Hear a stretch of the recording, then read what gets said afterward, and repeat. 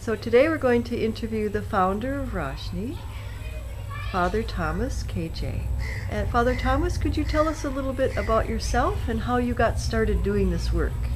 Oh, well, I got the inspiration for this work from my mother, who was a very, very kind-hearted woman. She would go outside her house to any of the neighborhood houses if anybody was sick and indisposed. Well, during my childhood, I used to watch this. So, the first inspiration was from her. Then, secondly, if any beggar would come to the house, she would tell me to take a bowl of rice, you understand, and give it to the beggar. So then that also has imprinted in my mind to be altruistic, concerned about the welfare of others. Then as a priest, I used to watch many crawling children in the village struck by the deadly disease polio. Then I thought it's my duty as a priest, much more than saying the prayers, so to give meaning to my prayers, to do something for these children so that my prayer becomes meaningful. So could you tell us a bit about the philosophy behind Roshni? That's very interesting. Why I started it. When I saw the children around me crawling around, I reflected over this human phenomenon. Some children are born with some disabilities, some become disabled in course of their life. Why and what should be our response? And I formulated way back in 1988, I wrote down, it's this way. I wrote down, if we are born without any disability, with a well-formed body, as able-bodied persons, it is not to be attributed to any of our own personal merits.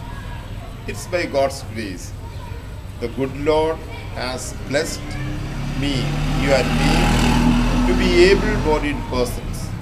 In the same way, conversely,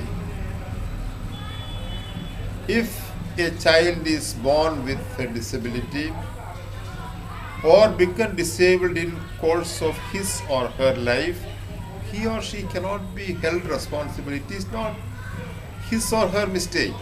The good Lord who has blessed me, you and me, he has allowed certain deformities on others, at the same time putting a noble responsibility on you and me to care for them, to rehabilitate them. This is not to be considered as a burden. I wrote down, this is not to be considered as a burden. It is a golden opportunity the good Lord is giving me and you, so that we care for them, rehabilitate them. We share our God-given blessings with them. This is the simple philosophy behind our Roshni Rehabilitation Center.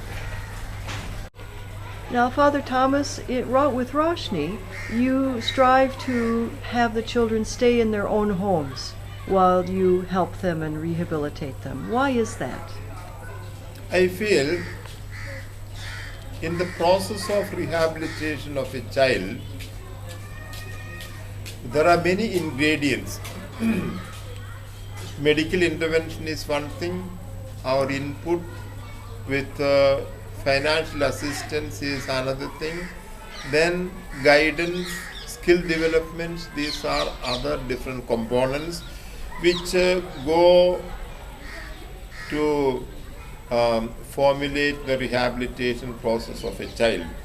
Now, in this process, the family atmosphere, the parental love and care is very, very important. We may give the best of care.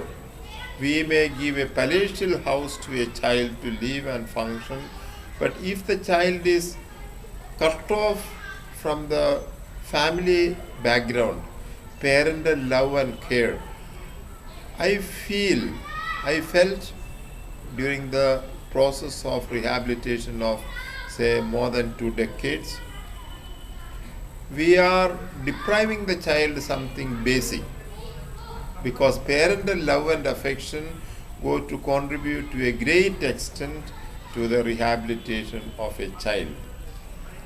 So what I do, I provide whatever is deficient in the home setup. I will explain whatever is lacking in the home setup. For example, a child affected by the deadly disease polio. The parents may not know the medical experts. I know them actually. I have contacts with them, and I can explain to them about the status of these children. So I go and meet the medical specialists, and I guide the parents, and I go along with them for the medical intervention. And thereafter it is meaningless to keep those children with me.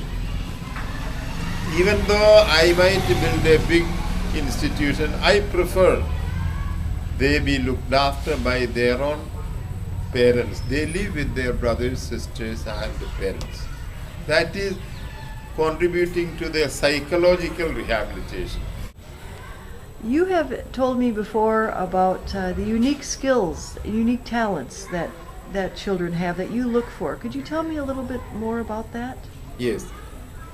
The unique talents which I mentioned is the tool which we use for the rehabilitation of every child for that matter. Some of them are endowed with some highly unique, others on a lesser degree, others maybe a little lesser. But I strongly believe every child, for that matter, every human being is endowed with some unique special talents. In my rehabilitation process, I try to identify those unique talents and develop them for their benefit and also for the benefit of the society community where they live. In other cases, there may be disabled children. A boy from Kerala who was born with a deformed hands and feet. I studied his case minutely, acutely, and I found what he's gifted in was music. I told the parents, you teach him music. Now he's a state level musician. You know how he plays the keyboard. He has no fingers, but he plays the keyboard this way. I played violin with him. We presented a musical concert that was highlighted by newspapers left and right in Kerala.